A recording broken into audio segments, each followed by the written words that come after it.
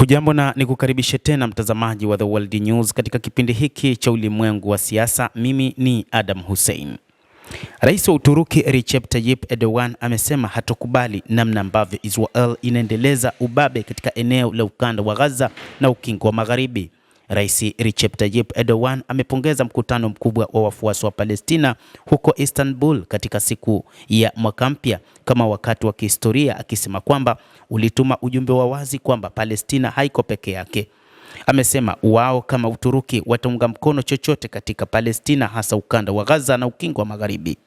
Rais wa Uturuki amesema kile farao huyu anachofanya hakitakosa kuadhibiwa kwa sababu alipata laana za watu wasiohesabika waliokandamizwa na kuanzia vijana hadi wazee, alisema Erdogan siku ya Alhamisi, akimaanisha farao ni waziri mkuu wa Israel Benjamin Netanyahu. Kutokana na ukatili aliofanya, ameamua kumuita jina hilo, akilaani vitendo vya Israel huko katika ukanda wa Gaza na hali mbaya zaidi ya kibinadamu.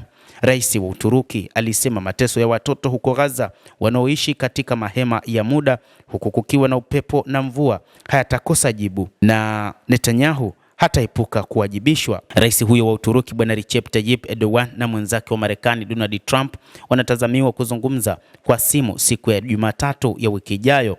Kiongozi huyo wa Uturuki alisema baada ya sala ya Ijumaa, tutakuwa na mazungumzo mengine na rais wa Marekani Donald Trump siku ya Jumatatu, Erdogan alisema mjini Istanbul, akiongeza kuwa simu hiyo itakuwa ya mchana.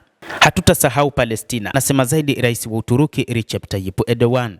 Takribani watu 520,000 walikusanyika mapema siku ya Alhamisi katika siku ya mwaka mpya kwenye daraja la Galata la Istanbul kwa maandamano makubwa katika kile walichosema ni kuunga mkono wa Palestina, maandamano ambayo yalidaiwa chini ya mwavuli wa muungano wa kibinadamu na jukwaa la utashi wa kitaifa. Maandamano hayo yalishirikisha zaidi ya asasi 400 za kiraia na kuongozwa na shirika la vijana la Uturuki TUGVA, yaliyofanyika chini ya kauli mbiu hatutaogopa, hatutanyamaza, hatutasahau Palestina. Washiriki hao walitoa wito wa kukomeshwa kwa mauaji ya kimbari yanaendelea huko katika ukanda wa Gaza, ambapo pia inadaiwa kwamba waziri wa ulinzi Bwana Israel Katz ametoa vitisho kwa mara nyingine tena, akisema anayaandaa majeshi yake kurejea tena katika eneo la ukanda wa Gaza kwa ajili ya mashambulio makubwa zaidi.